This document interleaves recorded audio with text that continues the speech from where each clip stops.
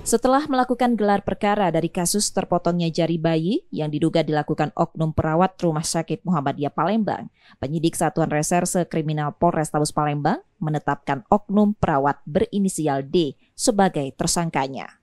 Penetapan tersangka setelah polisi melakukan pemeriksaan terhadap 10 orang saksi dan alat bukti yang cukup.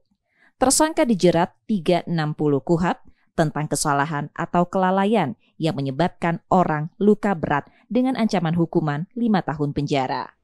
Namun setelah ditetapkan tersangka, polisi belum melakukan penahanan. Menurut Kapolrestabes Palembang, pihaknya akan melihat kondisi psikologis tersangka karena peristiwa ini. Gelar perkara dilihat daripada alat bukti yang ada, keterangan saksi, kemudian juga dari bukti petunjuk dan bukti surat.